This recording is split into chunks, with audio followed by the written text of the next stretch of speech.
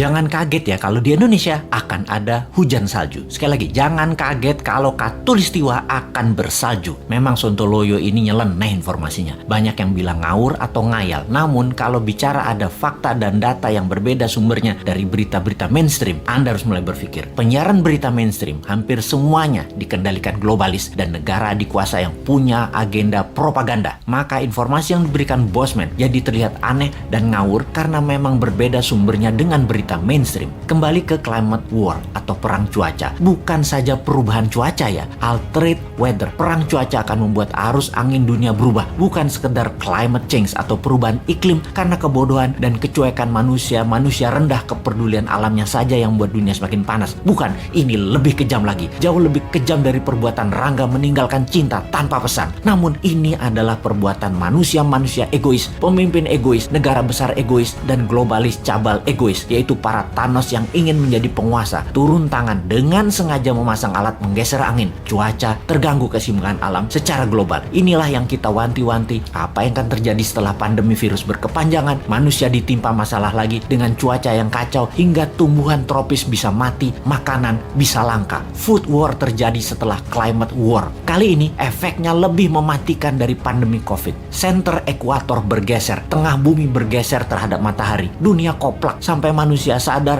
bahwa kita punya common enemy atau musuh bersama, yaitu alam yang tidak dipelihara. Seperti tubuh manusia tidak dipelihara di usia senja, berbagai penyakit dideritanya. Ternyata sahabat, ada fakta lain kalau kita ingin membalik semua keadaan tersebut. Banyak buktinya. Misalnya, ada seseorang di usia 65 tahun baru mulai hidup sehat. Di usia 80 tahun usia biologisnya, tetapi body age-nya seperti orang berumur 30 tahunan karena dirawat dengan baik walaupun mulainya dari umur 65. Dia makan sehat, olahraga, dan lain sejenisnya. Sekali, padahal selama 65 tahun hidupnya berantakan, namun ketika diputuskan berubah 180 derajat, balik arah, semua bisa jadi muda lagi, sehat lagi. Dunia pun sama. Selama ini dunia tidak dirawat oleh manusia, maka penyakit bumi itu banyak. Hal inilah yang membuat bumi menua dengan cepat dan menjadi renta. Tapi bukan tidak bisa disembuhkan. Bisa, selama kita semua sepakat berjuang memperbaiki. Indonesia di tahun 2045 adalah pemimpin yang akan memimpin perbaikan alam dunia ini semua. Untuk itu, New Mind selama 24 tahun ke depan hingga tahun 2045 akan pegang kendali utuh, menyelesaikan masalah dalam negeri dan luar negeri, menyetop kegilaan Amerika dan Tiongkok, serta menyetop globalis cabal. Ini bukan impian kosong. Ini mungkin impian segelintir orang awalnya. Namun, ketika 1 juta orang percaya, akan jadi collective belief. Ketika 10 juta orang pertama, kekuatan keyakinan makin besar. Dan ketika 100 juta orang percaya, maka Indonesia akan bergetar. Ketika 270 juta orang Indonesia percaya, Indonesia menang. Dan ketika 1 miliar manusia percaya, dunia semakin sehat. Ketika 5 miliar manusia sepakat, maka dunia damai selamanya. Saat ini, silahkan kalian percaya dengan pejabat yang mendukung penyedot nikel dari tanah air tercinta ini hingga 3 tahun ke depan, supaya musnah cadangan nikelnya. Silahkan dukung. Tapi kalau mau Indonesia baru,